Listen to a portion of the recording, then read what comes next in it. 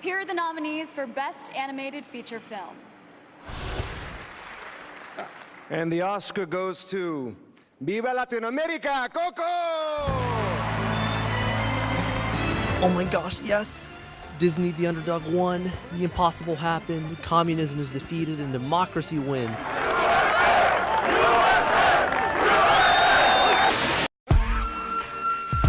But seriously, regarding the topic of the video, I just kind of want to talk about it. This isn't a video where I shit on the Oscars for their treatment of animation, and this definitely isn't a video to praise the Academy either. I just kind of want to chip in on the discussion and give both a brief overview of animated films of the Oscars and my thoughts on the whole thing, or whatever. I don't know, this is kind of pointless, but I feel like I need to get my thoughts out about this, so... Here we go! So for the third time now, I gotta bring up Snow White.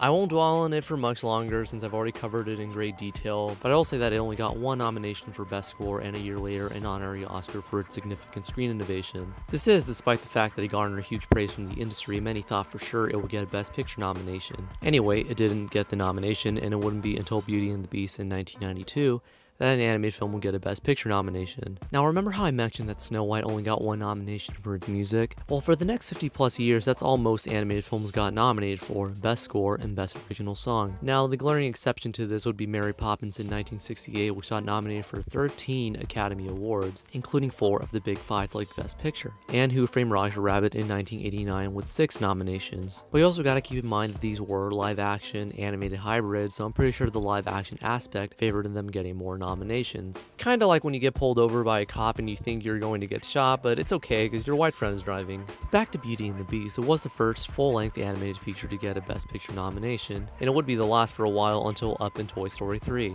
Now as for why Beauty and the Beast succeeded in getting the nomination while others failed, I can't say for sure. A theory that a far better YouTuber, Jim Gisriel, came up with, or at least he's the only person I've heard mention this, is that they showed a work-in-progress cut of the film at the New York Film Festival. It was really the first time something like this had ever been shown. The very idea of this cut very much brought people into the animation process, and it resulted in a standing ovation, and the only time a hand-drawn animated film ever got nominated for Best Picture. And I'm inclined to believe this is true when one considers other 2D animated films after this didn't get another work-in-progress cut to be publicly shown, especially with the amount of critical acclaim other animated films after this like Aladdin, The Lion King, Toy Story 1 and 2, and The Iron Giant got.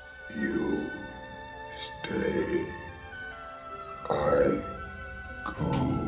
Speaking of Toy Story, it is the first animated film to be nominated for a Best Screenplay award, which not even Beauty and the Beast could claim it got. For those who are not aware of the significance of this award, it is one of 5 major awards given at the ceremony, the other 4 being Best Actor, Best Actress, Best Director, and of course, Best Picture. Now, interesting thing to point out about this award is that unlike Best Picture, where 2D and 3D animated films have been nominated, this nomination has only been given to 3D animated films, 9 to be exact, with all of them except Shrek being Pixar films. Now, I theorize that them being 3D animated, which makes them look more quote-unquote real, helped. Like, they're actually tangible looking compared to 2D animated films, which makes it easier for some people to connect with them. Which, funny thing, at the time there were some people who viewed 3D animated films completely different from 2D. I was sitting on a plane next to a stranger, and he said, "What do you do for a living?" And I said, "I work in animation." And he said, "Oh, I hate animation." And then the flight attendant came on over the loudspeaker, and she said, "Today's movie will be Shrek."